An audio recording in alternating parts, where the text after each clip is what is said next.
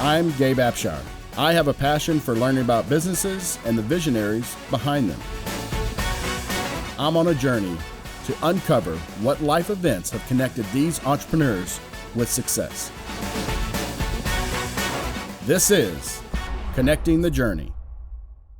Welcome to Connecting the Journey. My name is Gabe. I'm your host for the day. Purpose of the show is for us to look back and see where we came from. As entrepreneurs, we're always looking forward for the next deal, for the next big exciting thing, and seldom do we look back and really see where we came from and connect those dots of what got us here today.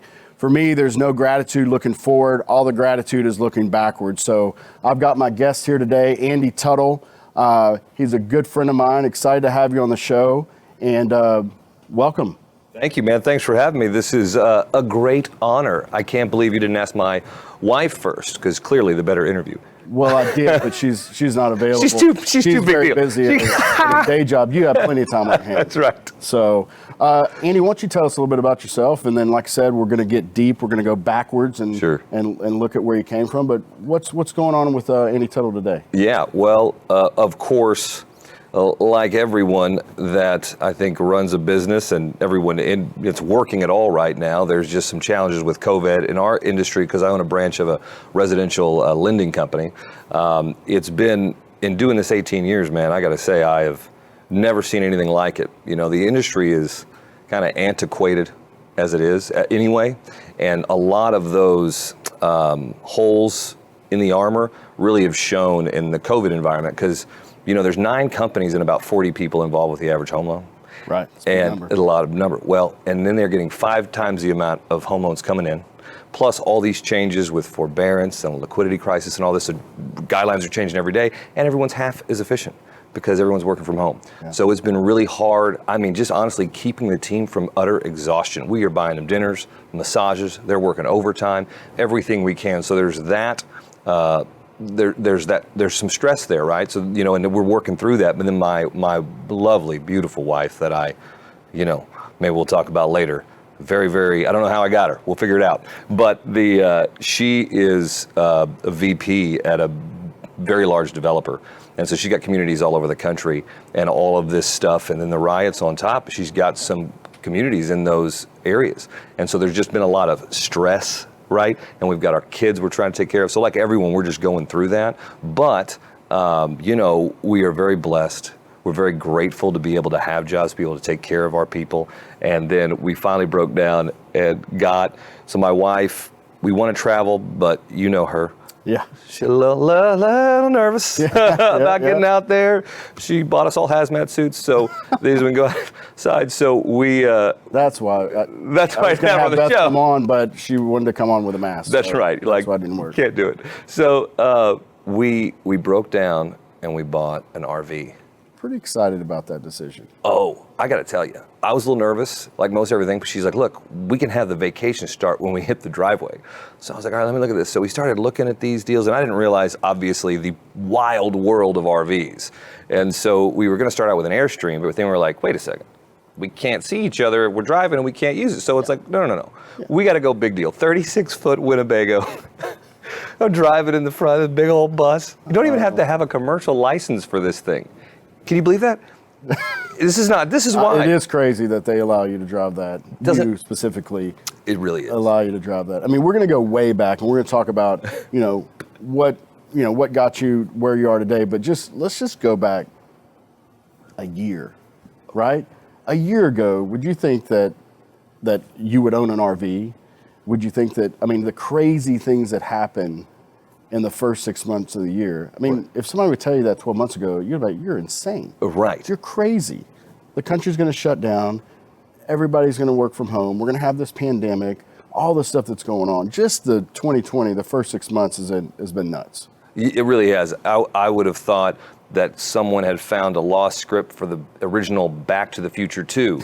And then they decided to make them go back in time and find something about sports betting. It's like, no. This is not going to happen. We're not going to get impeachment and then COVID and then protests and riots and all this stuff, right? I would never have guessed that. Insane that what's going on. But, we've been able to make the best of it. Yep. I think it's going to be really interesting in a year to look back and see what we've gone through in 2020 and how Yeah. we've come out on the other side. Yeah. So let's go back. Let's go How way far back back in time? How far back do you want to go? So a good question, I think, is, I use the word entrepreneur, salesman, but for you, I think it's a mix of being a salesman and a showman. So when did you know this was a path you were going to take? Oh, yeah, that's a good one. Probably the showman, I guess. I wouldn't say I knew it was a path that I was going to take. I don't know if I still know. It's just the path that I'm on, right? But when I was a kid, I loved doing magic shows and playing dress up and, doing horrible singing and dancing. So I guess I always had that in me. And then I remember the first time I even got welcomed into the world of sales was actually when I was probably 10 or 11. Oh, early on. And my sister, you know, have to do the door-to-door cookie sales or whatever, fundraisers for school. Yeah. I don't know if they still do that, but she couldn't do it, but she had to get them sold. So she was like, Andy, I won't tell on you for this. I just need you to go and sell these. So, and I can't remember what they were. It was one of those little magazines you open up. So I went door to door. Early extortion. Exactly. Wonderful. Yeah, I learned a lot in my childhood, I guess. So I went door to door and I started having some fun with it, right? And getting sales, of course. So I kind of was hooked right then, early on in it. And I didn't understand. So I started doing those for her every time she had it, plus my own. And I would actually, I never won one of those contests for my school, by the way. I always lost out to this one girl whose dad owned a bowling alley, and he took it there for her. So I always got second place, but I got to tell you, I feel like I was first because I did it on my own. Right. You know what I'm saying? Wasn't set up in the bowling alley. No, my dad would not take it to his work, just me, my efforts. Nice, nice. So where'd you go to college? Graduated high school. Where'd you go off to school at, or did you go off to school? Where'd that path take you? So I went, it kind of stays on the sales journey. So I went to Rockwall High School, and then like everybody, like I go to college, but I didn't really care. I was not interested. And because I was already in that right at the end of my senior year, I guess halfway through, I got a card. It was about selling knives, Cutco cutlery. Cutco. I'm telling you, best knives still to this day on the planet. Best knives and best sales program on the planet. It really is. Yeah, that and the books. There was the books one too. I can't remember the name of that, but you could go door to door and sell these big books back in the day. But it was a great sales program. But I did that, and I really was enjoying that in the summer. And so I was like, you know what? I didn't really apply for any colleges. I was in rock and roll bands right then. I just got into smoking some bud, so I think that probably had some effect on me. And then I was like, you know what? I like sales, and I like rock and roll. I like this. I don't want to do the college thing. So I went to Collin County. It is now a 4-year school, Collin College. Really? Thank you very much. Yes. Quad C. The quad itself. C. Yes. So I went there for like a semester, and I took a government class and acting classes, and I was like, well, I'm out on government. That seems boring as heck. Yeah. So I went to, I did like the acting thing, and then I worked at Cutco Cutlery. So I sold knives door to door. I sold broadband door to door, AT&T when it came out at the same time. I worked at Toyota of Richardson, great Van Tile store, great sales program, and I was selling cars at the same time, and I was delivering pizza at the same time. So I was working like 100 hours a week, but I really liked it. And then I would play poker with my friends all night and play music. So that was my college for me. That's beautiful. So you got indoctrinated into sales early, like thrown into the deep end, door-to-door sales first with your 100% sister. 100% commission sales since I was 16. Yeah. And then Cutco is an amazing program that really gets you in there. So what, looking back on that, what was there some good stories? I mean, imagine if you're knocking doors, for the first 5-6 years. I mean, you had to have some good stories around that, selling Cutco and AT&T door to door. Oh yeah. So one that I remember. So I'll do the Cutco one, and I don't know. We'll cut out who the knife is. This is my fault. It wasn't theirs. So these knives are really sharp. So they have this double D edge, right? It's not a serrated knife. Even though it looks right, it's got 3 blades at different angles. It is the sharpest thing ever. They got a thermal resin handle. It can go in the oven at 475. It's ergonomic. It's a wonderful knife. Indoctrinated into you. Right now, you're selling me a Cutco knife. I'm selling you a Cutco knife. Hey, call it. You get the home set. I got it for you. Ingrained. So. Because they really worked. So one of the things they had us do, you'd cut leather with the knives, and then the butcher knife, it was like it could cut through a frozen piece of meat, like a 1 block, or like a 1.5 inch thick frozen piece of meat. So I was doing my little pitch, and the way it works is it's not door to door like it is. It is a referral program. You go to your friends first, say, hey, I'm in this program to help me learn how to be a professional and help. I love your feedback. I want to show you some stuff. And then you go to them and they refer you to a neighbor, they refer you to a neighbor. That's right. Testing. Yeah. Right. So it's not cold calling, right? Yeah. It's all referral based, which is smart. And the one of the ladies that I went to, I remember I was doing my demonstration. I was still nervous. I was good at presentation, horrible at the close, right? Because you got to have some boldness in there for the close. And she asked me, she was like, "Oh, it cuts through a frozen piece of meat. I got a frozen piece of meat." So it was this huge. I think it was just a big old turkey breast, but it was like this thick, frozen, solid. She's like, "Well, go ahead and cut it for me." I had never done that before. This is an inch. This is a little bit bigger. This is great. See. So I'm in there and I'm like, yeah, see, this is so easy. This is so, look how sharp this is. And I had my thumb here and I was like, whoosh. And I knew I cut it. So I put it down on the seat automatically. And then I'm like, okay, I've got to do this rest of this close with one hand, right? and I was like, hey, could you give me a napkin or something for, my hand, because it's a little grease? Great. Got a little turkey juice on it. A little turkey juice on it. So I go over there and I go to the kitchen, I wash my hand, it's like bleeding. It is like sliced clean. And so. Like right here? Oh, no. Right here on the edge. Oh. Right there, just like, ouch. Right there. It's like, this is great. And finally she's like, I'm trying to close. She's like, did you slice your hand? I was like, yeah, I sliced my hand. She's like, let's take care of that. So that was one of my first experiences, is making sure that if you are going to say a product does something, you better be able to demonstrate it. Immediately. So the question is, did you get the sale? I don't remember if I got that sale that time or any other. I was really focused on my hand. I will go ahead and create my own story and say, yes, I got that sale. Doctored you up over the course of her bandaging and stitching you up. That's right. You know what? I'll take 3, a couple from our friends and family. That's right. But we won't cut any frozen. It was like 2 inches thick. So to be fair, it was not a solid surface being a turkey breast. I mean, that's just that's right. It's moving around, it's flipping. It was really unfair to me and to Cutco. Yeah.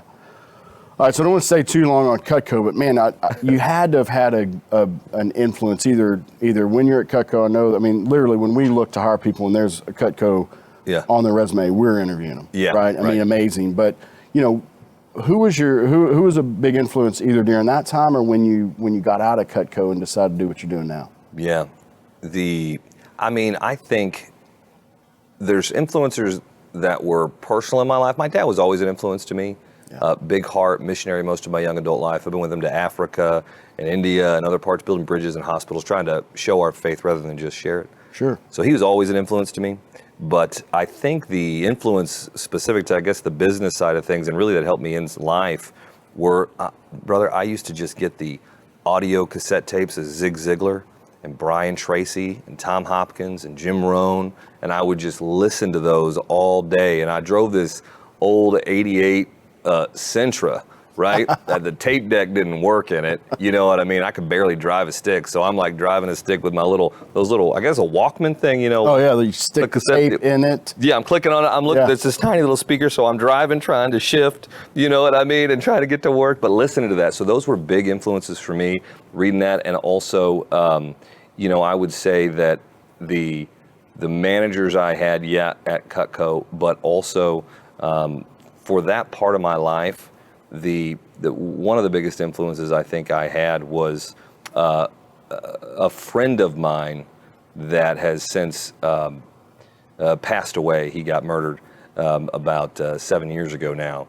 But it's been that long? It's been that long, man, yeah. Wow. But he was an influence to me because he just had some, his determination and his passion and his heart for what he was doing. And when I lived with him, we played in a band together, was really influential for me. Again, my dad, at that time I was kind of being a jerk old kid, so I was, doing my own anyway. Me? What? Didn't see that at all. That's right. So he was my influence back in those days. I've got some great influences now, some great mentors following the general model of the 5 people you hang around with. But back then, man, it was honestly, him was a big influence, and a lot of those tapes, I didn't have a lot of people in my life because I'd pushed away the good ones at that time. So I didn't have a lot of people that I really respected or wanted to model, except for on the tapes. And when I was selling cars at Toyota, I was so scared of selling cars. Sure. I didn't become good at, I mean, I was awful at sales for so long. But, and I'm a sales professional. I can't sell ice to Eskimos now. Those are con men. Oh. Sales professionals. Sales professional, ladies and gentlemen. That's right. Get people out of their own way to buy something they like, need, or want. That's it. Wow. So you've got Cutco, world-class sales organization. Yeah. Toyota, very good sales organization itself. A little bit different, maybe a little bit more. Van Tile within it, I think, is a first class.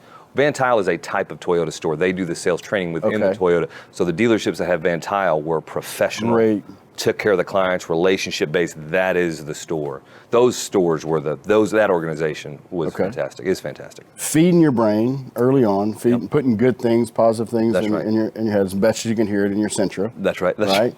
So, if you had to look back, when did things change? Like, and part of the show is, the journey to success isn't a ladder, right? It's not straight up and down. Yeah.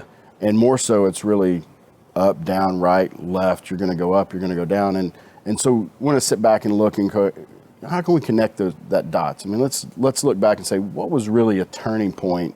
Where my life took a different direction. Yeah, that's a good question, man. I think for me, I think we all have a few of those, right? Sure. There's a couple of points. We hope. Big ones, yeah. We hope. I think for me, one of the biggest ones is early on was when I was in that same time frame.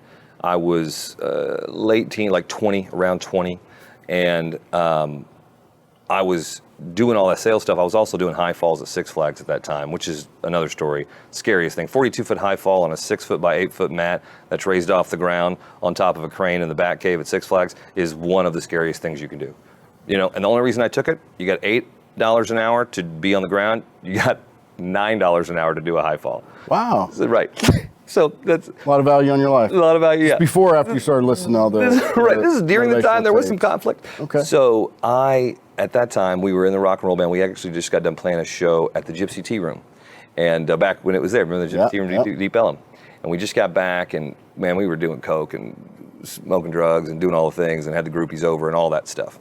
And, I was actually already transitioning into home loans. I'd gotten out of car sales at that time. I was doing home loans. I'd already started right in the middle of that.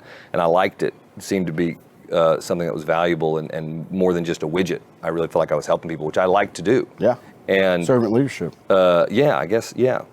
And so, but we got done playing that show, and it was like the second time in 3 years, maybe the third time in 2 years, I was wondering what the heck I was doing in my life. And God was like, hey, man, is this really better than me?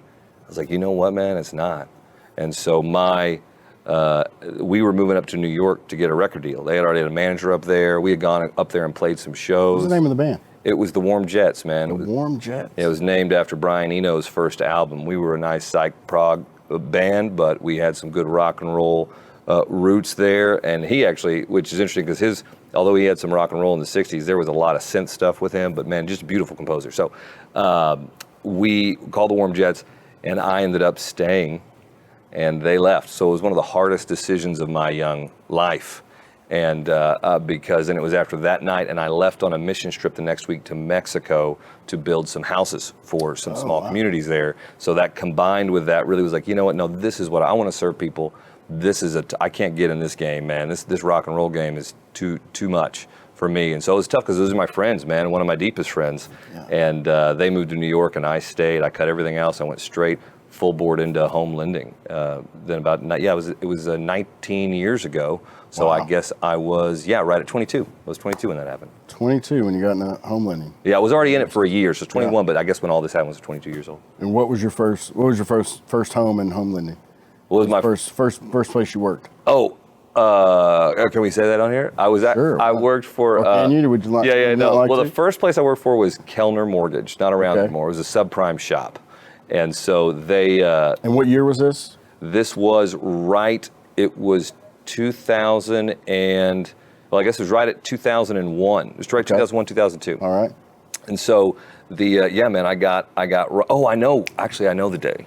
It's sad, but I got into lending on September 5th or 6th of 2001. Oh, wow. Because I remember I went through training and my first drive to the office was on September 11th.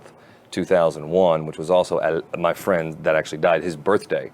And so I remember that day very well. I drove to the office, I was listening to Kid Craddock on 106.1, and I thought it was some kind of an awful bit that they were doing. You know what I mean? It sounded like a bit. I'm like, this is really poor taste, guys. Sure. And I remember that. So yeah, I got into the business September 5th or 6th, 2001. Wow. That's right. That's a interesting marker. Yeah, it's an interesting marker, but you're right, I'll never forget it. So yeah, so remember that. Oh, sad day, but what an interesting time. But that was my first stint in mortgage. Nice. Been in it ever since. That's right, man. Right. 20 years. So let me ask you. Let's get some deep questions. When during this last 20 years that you've been in the mortgage world, personal or business, when have you been the most scared? What's the most terrifying time that you've had in your recent history? So clearly, the most terrifying time was doing the high falls. If we want to talk about bursts of absolute pee your pants terror. Yes. Because I don't know if you can get this if I stand up, but I have to now. Sure, go ahead. So what's cool about high falls is anybody can do a high fall. So you just have to follow the X because the brain will find it. But there's a map, and you're 42 feet up in the air. You go stand on top of a 42 building and tell me what you think. I'm out. Two types of falls. I'm heights. terrified right now. So two types of fall. There's what's called the suicide fall, because you step out and you fall straight back. You look at the X right before you go and you land. And the other fall is where you fall forward. This is what you see in movies most of the time. Fall forward and then flip over and land. And you have to keep your eye on the X and your head will turn over. Well, what if you turn over more than once? Well, it doesn't happen. It's a fall. So what I did is I was on this crane, and you know those cranes, like a telephone crane. Sure. And they're flat, but they got a lip, and the lip is this thick. And how big's the platform? The platform it's the telephone crane platform. Yeah, it's just little a little bitty, and you got to stand up on a lip, so you're not even flat-footed. Oh, you're like trying to balance, and then you got to fall, and it is 6 foot by 8 foot and 3 foot deep, with an X on it. So I remember falling, and I'm so scared I don't turn over, and the coach down. Turn over, turn over, turn over. And at the last minute, I flip over and I land. And it hurts because I didn't do a 3-point. And I just feel this hand come to the back of my head. Pop it right here, boom. And he was like, if that was in the show, you'd be dead. Because in the show, it was level with the ground. So I hit my shoulders on the top of the mat and my head was in the air. So that was probably the most terrified I've been in a burst moment. Offer $1 more an hour. $1 more an hour. Well, I didn't know. Was there side benefits that we don't know about? I mean, was there groupies? Like, oh, he's the guy that jumps off the platform. Like, that would have been some other nice benefits. Not back then. There could have been maybe. I wasn't good at contract negotiation. So the other terror that was much longer drawn out was having my first child, my wonderful son Grayson. I think all of us experienced some of that. Big swimmer. That's right. So he is now, thanks to your daughter. Thanks to Renee. Great coach. Seriously, man, it was a great day. It was a great man. He still talks about it. Hey, y'all need to come back over and do that. Especially on that backyard. I just tell you, doing it right. So but was having my son. I think all the fears and insecurities come out, when you have a son. And plus, I think I like what Andrew Peach says. I think a brilliant philosopher. Andrew Peach talks about, most fathers to be believe that more or less their life will be the same. There will be some changes in it, but nothing like an absolute ripping out of the old life and replacing it with the new. And I think as I experienced that, especially in that first 3 to 6 months, not only the birth, because we had some struggles there like many families do. So it took us years to have Grayson. And so it was such a blessing, but there was a lot of fear leading up to it. There was fear in it. There was fear that my wife had, and we're trying to give it to Gabe, but I got to tell you, I just consumed. And some of our friends had some horrible things happen to the babies. What are they? The SIDS thing? Yeah. And so, all of those concerns plus how we're going to do this just kind of built up over a while. And then as I was broken during that time, and when I mean broken, I mean my son, he never slept through the night. Some babies are a little easier, some babies are not. I don't know where he is on the spectrum of easiness, but he did not sleep through the night at all, not even 2 hours until 9 months in. He was a preemie, and so he was very, very light. He was 4.5 pounds, I think, born, and he he had a lot of problems because of that. And so there was a lot of frustration from my side because I was still more selfish than I thought I was. You know what I mean? Sure. It's a good thing having kids, right? It's a good thing to show you a mirror of, hey, you got a little more selfishness than you think, big guy. Yeah. And so that was a very painful breaking process for me. But it was also one of the biggest long-term fears I had, because for the longest time I was like, I don't know if I can do this. What do you think got you through that? Because now you have a beautiful wife, another baby, and what got you through that time? Yeah, lots of prayer, and lots of good conversations with my wife. Some luck mixed in with several bottles of wine, and I think just some time. I think, at the end of the day, that old cliche, what doesn't kill you makes you stronger, is true, and at least in that instance for me. And I think that, having the support of my wife, who's just a wonderful, marvelous mom and a wonderful woman, and I think as we became to be better parents together and understand that, I think that really helped, and just getting through the breaking period and realizing that I did have to let go of my old life. Yeah. Finally, that's maybe that's the second time you had to do that. Right? You had to do that back when you were 22, true. and now the first child, another self-reflection moment, and having to do that again. Yeah. I would have guessed Beth, because I have no idea how that came to be. I just don't know. Beth's amazing. Yeah. And I know she's super supportive of you. How did y'all get together? When did you meet her? Well, I actually met her in 2007, right before because the financial crisis happened in 2008, but it actually happened in 2007 in lending, before it was called the financial crisis. My dad worked for me at the time, and she was a rep. We had wholesale reps, account executives from other companies. We were a broker, so brokers don't lend money. They connect the homeowner with the investor. So she was an account executive for one of those companies that would come in, and I never saw her because I didn't work with women. Yes, so sexist. I didn't do that. Why not? Because give me an only halfway, barely attractive, middle-aged married man. That guy, I know, no matter what, he is going to be there grinding it out for me. He's got nothing else going for him. He can't take me to lunch. I don't want to spend time with him. I don't want to do anything but talk business. I'm not distracted, and I won't be distracted. I won't be fooled. So I told Beth that means I was like, "You're too pretty. You're too pretty. I'll be distracted. Stay away from me. I'll forget. I won't be doing business. I can't be doing this." You know what I'm saying? That's why I was like, all we're gonna do is business, and that's all I got time for right now, because I wasn't dating on purpose back then. So I didn't want to be distracted. This is during your first transition. This is during my first transition, right when I got after that. So I was like, I'm in, right? So I was like blinder. So I didn't date. But she came in 2007. So it was about 6 years. Yeah, 2001, 2000, right at 6 years. She came in, and my dad finally convinced me to have a talk with her. We had a talk with her.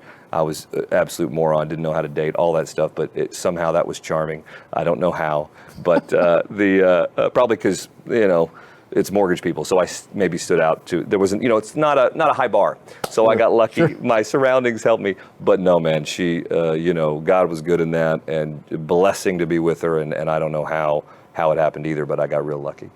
I know you have a good story around, how you proposed to her. Oh, we have time for this? I don't think so. I think we have time. We've got great editors. So I mean, I thought that may have been your scariest moment story. So I'll ask it again. So the scariest moment was jumping off the cliff. I have no reason. I don't know why you would ever do that. But recently, knowing you, I think that's probably one of the scariest stories that you had that came out obviously amazing. You're right. Yeah, I think that was. I wouldn't put that under fear, although there was fear there. I would put it under humbling and shaming. So right, more internal fear. Right, we're getting deep, Andy. Let's connect the dots. We're getting real deep. Yeah, like deep. So this is during the financial crisis. She was my sugar mama, let me tell you. So I mean, bro, I was so broke. I was over leveraged. I was all cocky, making low six figures in my 20s. I'm like, hey, look at me. $100,000. Little $100,000. Hey, look at that. Did it? Yeah. So I was buying houses and getting over leveraged and all that stuff. And then the financial crisis hit, and I got caught with my pants down and everything else, like a lot of other people. Yeah. But I got steamrolled. I steamrolled myself. And so, and then, we flipped 6 companies in 18 months because they would go under, go bankrupt. Like, you try to build up try to help some families, and that company would go bankrupt, and then you couldn't close the loans, or you did close them, and then they couldn't fund them, so you just didn't get paid. So I didn't get paid. I went through all my savings, went through everything, lost a couple homes. It was awful. Wow. And but during that time, she was really supportive, and I was like, man, I mean, we've been dating. I think it was 2009 that I proposed, and so because we got early in like May of 2009, so we've been dating 2 years, and I knew I needed to propose to her. And so we went out, actually, it was fall of 2008, because we got married in April 2009. Fall 2008, we did a Halloween trip to San Francisco and then up to Napa Valley with our friends. So big groups, like, this is where I'm gonna do it. And I didn't know, I never looked at an engagement ring. I couldn't afford anything anyway. So my friend, I was like, dude, I got $300. I need to buy a wedding ring, an engagement ring, $300. Wow. And so the guy gets into his jeweler, he's like, I can get you like 3 diamonds, tiny little things. Like, I don't care, just give me 3 diamonds. So this is the worst, ugliest ring ever. This little sterling silver thing with 3 rings that are like oblong, inset, like the ugliest thing. So I'm like, well, this is what I got. I got to figure this out. So the trip was great though. We all wore Harlem Globetrotters outfits with our personal names on the back. Hers best was Shorty. Mine was Toots McGee. You can figure that one out. Everybody got names. We're in doing California. The trip. Yeah. We go down to San Fran. We've got a basketball with us. We're probably on a picture of a couple of dozen bars, group with a whole bar behind us. So fantastic night. Go up to Napa the next day. Great wine country. On the last day, I had organized to get a convertible, drive down the 1, right? Oh, it's a beautiful drive. Yeah, to the Monterey Bay Aquarium, because she loved aquariums. Then we ate on the beach after, and then I took her to Carmel, which I thought was so far beyond it. I was like, oh no, we're not gonna make it. It was like 5-10 minutes. So we went to Carmel, and I guess we just went and I drove there. She didn't know what was going on, obviously, but I think she was getting the idea. And we just walked onto, I think, someone's backyard, but there's no fences. It's just the beach. Yeah. So the moon happens to be full moon, of course. So it's super bright. I'm like, oh crap. So I'm trying to find the palm tree that can shade the ring when I give it to her, so that she doesn't see it. You see what I'm saying? Dark. I'm gonna propose to her. Don't need the full moon, gleaming off these 3 diamonds that don't gleam at all. Exactly. Okay. Looking for shade at night. Got That's it. right. You see what I'm saying? Yeah. One single palm tree on 17 at Pebble Beach. Like, exactly. I'm like, oh, let's do it over here. So, I get down on the knee and I propose, and it was beautiful. She says yes. She gets back in the car and she's she's super happy. She doesn't care that it's ugly. She knows I'm broke. But I still felt bad. But the real hit to me was that, at that time, I put on airs. I don't know. I know as a mid-20s guy, I was definitely looking like I wouldn't let everyone see what was really going on. Sure. I had a facade out there. And so I remember walking into the home where we all were. And at that moment, when she walks in ahead of me, super excited, and then my friends, who I had put on airs that, I'm doing fine, things are great, I know they're seeing that ring. And I remember looking over with my one friend, and she's in there showing off the ring, and he looks at me like, and I was like, all my little coverings, all of my armor that was fake, my facade is broken. And so that was a very shaming, humbling moment, but a really critical moment in my life to hopefully now, I lie to myself like everyone else does. I try to examine, but I try to do my best to be transparent, be the same at home and at work and with my friends everywhere, and just let people know the pain. One of my great coaches now that I have, who's a Lieutenant Colonel Special Forces, Scott Mann. Oh, yeah. Very blessed to have him, but he talks about leading through the generosity of your scars. And people need that more than your cape, right? Yeah. And so that's how I try to live now. Yeah, you want to be transparent, you want to be empathetic, you want to show your true self, because that's where learning takes place, right? If you're just faking it and you're not letting anybody in, right? That's not real, right? No one's learning from that. That's right. But that's, unfortunately, I think a lot of people, that's all they have to learn from, because there's a lot of people in all kinds of walks of life right now, wearing the cape, saying, do as I do. And we're like, okay, that's it. But it's like, no. You do that, and look what's busted up in that person's life. Right. That everyone can learn from, right? That's got a little bit of the point of the show is that, yes, you're very successful in the mortgage space and very successful business person, but who learns from that?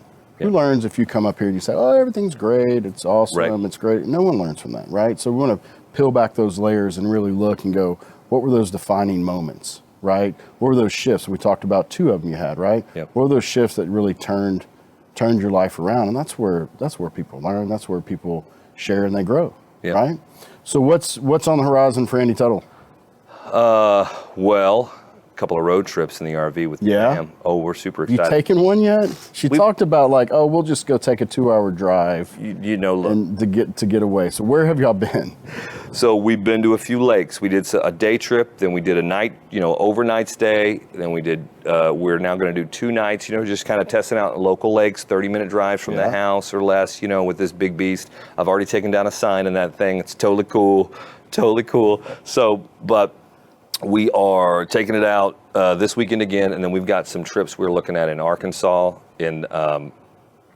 there's a few places, obviously the Hot Springs area, but there's a few little spots there, Colorado, and actually Lake Murray up in Oklahoma. It looks gorgeous up there. They have multiple parks, and it's just some wonderful places, and it's so fun to be in there, and the kids love it, and just to be able to go outside, get in the lake, do all that, and go inside and get cleaned up right there, as opposed to sweating it out in a tent. Yeah, and have somewhere safe, clean to come back to. You can really explore with that. And then what we're living in today, man, being able to go out and just get on the road and hit the road trip and explore is something really cool. I'm really excited for you. Well, thanks, man. So, Andy, really appreciate you spending time with me here on Connecting the Journey.